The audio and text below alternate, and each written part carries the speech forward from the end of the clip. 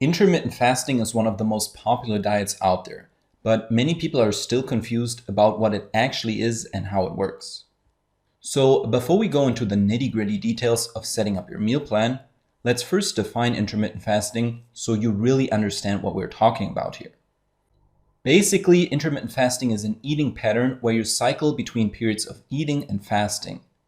It doesn't really recommend any specific foods to eat or to avoid, so the term diet is actually misleading. For example, unlike the vegan diet that restricts animal products, intermittent fasting is not about what you eat, but when you eat. As you probably know, there are several different intermittent fasting approaches, all of which split the day or week into eating periods and fasting periods. For example, the average person probably eats from around 7 a.m. to maybe 10 or 11 p.m. in the form of various meals and snacks. That means you eat for around 15 to 16 hours and then eat nothing for about 8 hours. Once you stop eating and your body has processed all the food from your last meal, you will go into a fasted state, which lasts from around 6 to 7 hours. Intermittent fasting can be as simple as extending that fast a little longer. I will go over the different versions of intermittent fasting diets later, but one of the simplest approaches is to simply skip breakfast, then eat your first meal at noon and your last meal at 8 p.m. That way, you only eat for around 8 hours and fast for 16 hours every day. So you turn the normal way of eating on its head and cut your eating time in half by doubling your fasting time. The important question, of course, is why you even want to do this. I will go over the benefits of intermittent fasting in a different lesson, but what you need to understand is that people have actually been fasting for thousands of years for different reasons. Sometimes it was done for religious reasons. For example, most major religions like Islam, Christianity, and Buddhism have some form of fasting during a specific time of the year. Other times it was done out of necessity because there wasn't enough food available. Of course, a shortage of food is not a problem in most developed countries around the world. But nonetheless, there's nothing unnatural about fasting, and our bodies are very well equipped to handle extended periods of not eating. In fact, research has shown that the human body undergoes certain changes during fasting, and many of them are very beneficial for our health. We will go over these in more detail later, but some benefits have to do with hormones, cellular repair, and of course, weight loss. There is even some research that has linked intermittent fasting to longevity, which I dedicated an entire lesson to at the end of the course. What all this means is that unlike many fad diets, intermittent fasting is not a scam that fitness gurus sell you to make money. Instead, a lot of research on this topic has been done, and it can definitely help you see improvements in your health and fitness. That being said, you need to know how to set up an intermittent fasting meal plan correctly, which is what we will do in this course.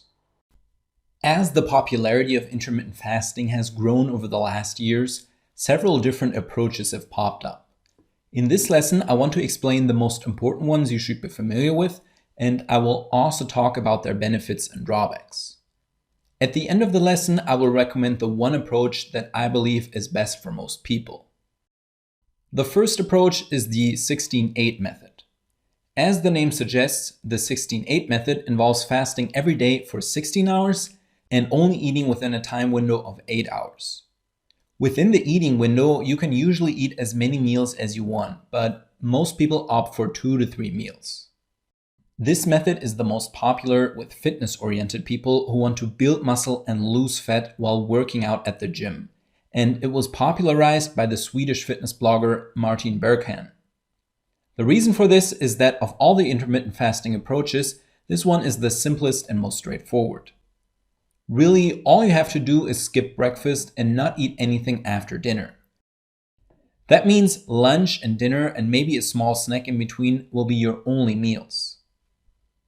Another benefit is the fairly short fasting window of 16 hours max. While this might seem like a lot for anyone used to a normal eating schedule, it is actually not a lot when compared to the other intermittent fasting styles that we will talk about next.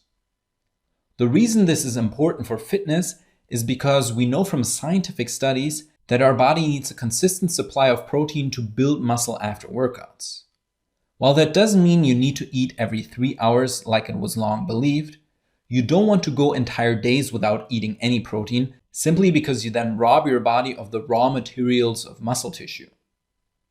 What this means is that the 16-8 approach combines the benefits of fasting while also making sure you get enough protein to build muscle and lose fat.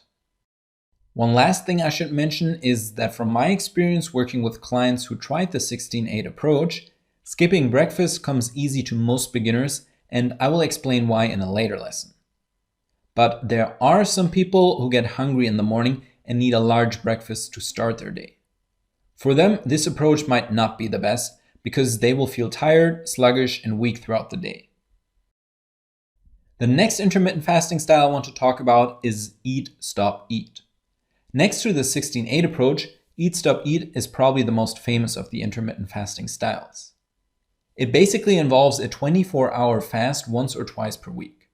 So what this means is that all you change in your meal plan is to add 1 or 2 days where you don't eat anything for 24 hours. This method was first promoted by fitness expert Brad Pillen and has been very popular for quite some time now. Implementing Eat, Stop, Eat is very simple, which is one of the main reasons it's so popular. For example, if you eat your last meal at 7 p.m. on Monday, all you have to do is not eat until dinner at 7 p.m. on Tuesday, so you go a full 24 hours without food. Like I said before, you can add another 24-hour fast later in the week, but make sure to eat normally during the other days, meaning you don't over or undereat, which would mess up your results. A potential downside of this approach is not only that a full 24-hour fast can be difficult to maintain for beginners, but also that it is too long to leave your muscles without protein. I talked about this before, but research suggests that 16 hours is the maximum time you should go without eating any protein, and any longer than that, and you risk muscle loss because your body then uses muscle tissue for energy. What this means is that Eat, Stop, Eat can be a good idea for people who are looking for a very simple way to cut calories, but who aren't interested in muscle growth. This brings me to the third intermittent fasting style, which is alternate day fasting. This style takes the Eat, Stop, Eat one step further and has you fast every other day. This approach might seem extreme to you, and that's because it is. Even if you eat normal on the rest of the days, fasting every other day means you basically cut your food intake in half, which is usually too drastic of a cut for beginners. That's why some alternate day fasting meal plans allow for about 500 calories during the fasting days. This reduces your hunger, but isn't technically a fast anymore. To be honest, I'm not a big fan of alternate day fasting, not just because of the muscle wasting potential that I talked about in the Eat, Stop, Eat style, but also because from my experience, most people don't stick to it long enough to see results. This approach is simply too drastic, and you will go to bed very hungry most of the time, which means you will hate your diet sooner or later. The fourth and last intermittent fasting style I want to talk about is called spontaneous fasting or spontaneous meal skipping. This is the least structured intermittent fasting meal plan, and all you do is allow yourself to skip meals if you don't feel hungry or if you're too busy to eat. Many people already do this intuitively, and it can be seen as an easy way to start intermittent fasting because it is led by your lifestyle and body. It's perfect for those who don't like to feel restricted or lose their motivation if they can't follow their diet for long. Really, all it means is that if you're not hungry one day, skip a meal, for example breakfast, and just eat a healthy lunch and dinner. Oftentimes, this is a natural reaction from our body telling us to cut down on food intake because we ate a lot the night before. Many people still force themselves to eat something in such a situation because they think breakfast is the most important meal of the day, or that you will go into starvation mode if you don't eat for 3 hours. All this is nonsense, and as long as you eat healthy foods during the other meals, skipping 1 or 2 meals is not a problem. Okay, now that you're familiar with the most important intermittent fasting styles, which do I recommend? To be honest, as a coach, I almost always recommend the 16-8 approach because it's the most straightforward, while at the same time allowing you to not only lose weight, but also build muscle. It's a good enough diet that it will allow you to see results, but it's not drastic enough that it will demotivate you or make you lose muscle. So if you regularly exercise and maybe lift weights, your best bet is to go with the 16-8 intermittent fasting approach, and it's what I will focus on in the remaining lessons of this course.